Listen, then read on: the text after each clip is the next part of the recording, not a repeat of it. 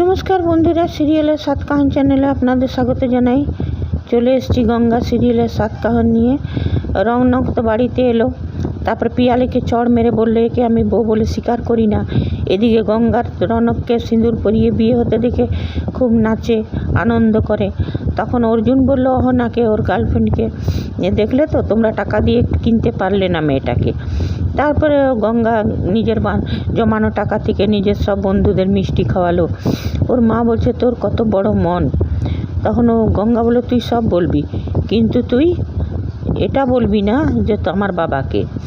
আর এদিকে দেখা যাচ্ছে যে অর্জুনের বলছে একে আমি বউ বলে মানবো না, একে তখন অর্জুনের জেঠু বলল যে গঙ্গা এখন এই পিয়ালি এখন চ্যাটার্জি বাড়ির বউ, ওকে ওর সাথে বেয়াদপি করলে আমি সহ্য করব না, এই বলল।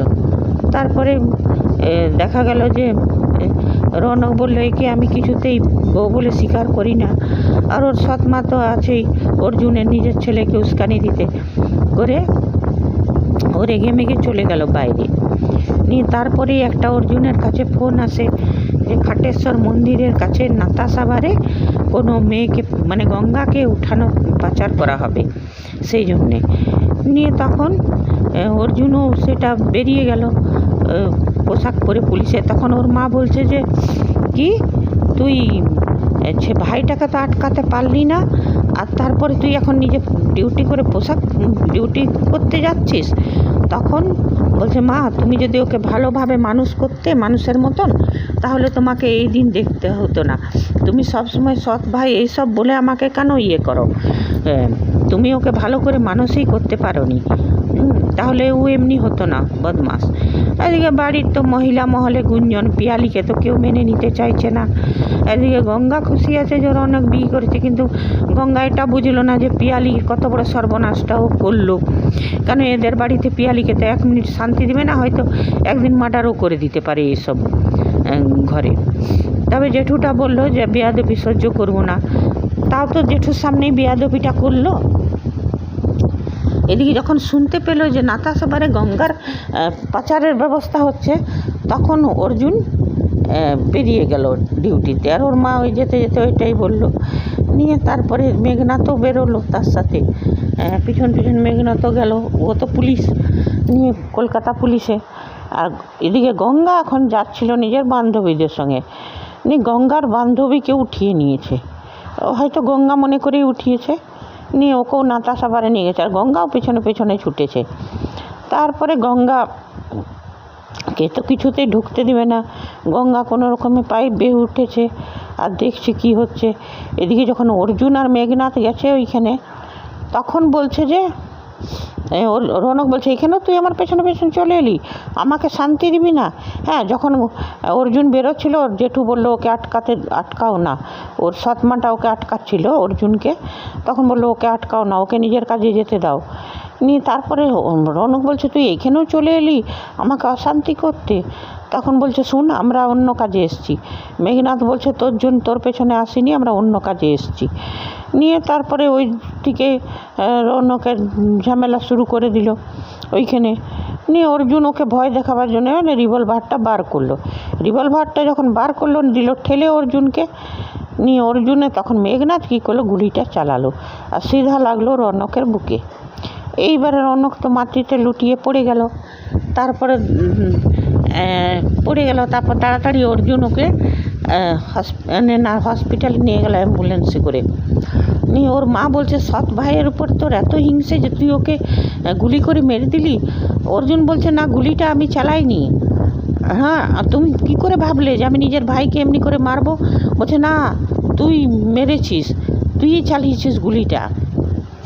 হ্যাঁ, ওর মা তো কিছুতেই বিশ্বাস করে না। তারপর বললো মেঘনাথকে বললো, পুলিশ অফিসার মেঘনাথ চ্যাটার্জি, আমি অর্জুন চ্যাটার্জির নামে FIR করতে চাই যে আমার ছেলেকে ও গুলি করে মেরেছে। হ্যাঁ, তখন গঙ্গা বলছে যে না, উনি গুলি করে মারেননি, আমি দেখেছি সব ঘটনা।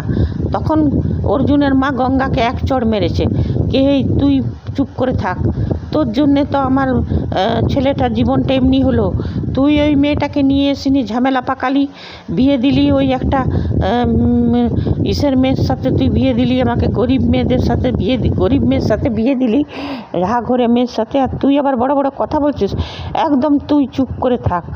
তখন বলছে যে না, চুপ করে থাকার মানে কি আছে, আমি যেটা দেখেছি আমি তো সেটাই বলছি। নিয়ে তখন বলছে স্যানিটাইজার বাবু তো এমনি কিছু করেনি, উনি তো ভালো মানুষ খুবই। গঙ্গা বলছে স্যানিটাইজার বাবুর এত বড় সর্বনাশ তো আমি দেখতে পারবো না। হ্যাঁ, ও স্যানিটাইজার বেটেছিল তো সেই জন্য ওর নাম দিয়ে দিয়েছিল গঙ্গা স্যানিটাইজার বাবু। বলছে স্যানিটাইজার বাবুর এত বড় তো আমি দেখতে পারবো না। তারপরে দেখা যাবে যে কোর্টে কেসটা উঠেছে, আর ওই অর্জুনের সৎ মা বলছে যে আমার ছেলে সৎ ছেলে তো ওর সৎ ভাই, সেই জন্যই অর্জুন চ্যাটার্জি আমার ছেলেকে গুলি করে মেরেছে। জেনে শুনে গুলি করে মেরেছে। আমি বলছি ধর্মাবতার ওর শাস্তি হোক। তখন অর্জুন আর কি বলবে, যখন সৎ মা এত বড় কথা বললো, অর্জুন মনের দুঃখে আর কিছু বললই না। আর তখন দেখা যাবে যে গঙ্গা কোর্টে হাজির, বলছে না ধর্মাবতার, এইটা মিথ্যে কথা, স্যানিটাইজার বাবু মানে পুলিশ বাবু অর্জুন চ্যাটার্জি এসব কিছু করেনি, গুলিটা উনি চালাননি।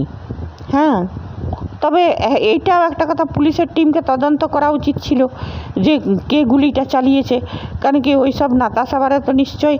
আর তারপরে ওই মেয়েটা যে মেয়েটাকে উদ্ধার করতে গেছিলো, সে মেয়েটাও নিশ্চয়ই বয়ান দেবে যে আমাকে উদ্ধার করতে এসেছিল পুলিশরা। আর সিসিটিভিতে ফুটেজে তো এটাও থাকবে যে গুলিটা কে চালিয়েছিল। ওটা তো মেঘনাথ চালিয়েছিল অর্জুনকে ফাঁসাবার জন্যে, কারণ মেঘনাথ পুলিশে হলেও, মেঘনাথ পুলিশে থাকলো, ও তো নেই, যারা গঙ্গার থেকে পয়সা গঙ্গার বুক থেকে পয়সা নিয়ে আসে সেইগুলোর কাছ থেকে নেয়, হপ্তা নেয়। তারপরে যত রকম দুষ্কৃতীদের কাছ থেকে পয়সা নিয়ে ওদেরকে ছুট দেয়, ওদেরকে কাজ করে। তারপরে এই মেয়ে পাচারের সঙ্গে তো নিশ্চয়ই জড়িত আছে এই মেঘনাথ চ্যাটার্জি, ওই যে সুদীপ সরকার যে রোলটা করছে। যদিও আমাদের ভালো লাগছে না সুদীপ সরকারকে এই রোলটা, কারণ আমরা ইমনের মানে কুসুমদোলাতে যে সুদীপ সরকারকে দেখেছি টুবলু রোলে, দারুণ রোল। তারপরে প্রফুল্লতে লখাই, বিষয় ডাকাতের ছেলের লখাই ডাকাত, তো ওইটা তো খুব ভালো ছিল, মেয়েদের সম্মান করতো। কিন্তু এইখানে ভিলেনের রোলটা আমাদের ভালো লাগছে না। সে যাই হোক, ভিলেনের রোল ভালো লাগুক আর না লাগুক, মেকার্সরা নিশ্চয়ই কিছু বুঝেছেন, তবে এই রোলটা ওনাকে দিয়েছেন। তবে হ্যাঁ, রোলগুলো সবারই সুন্দর।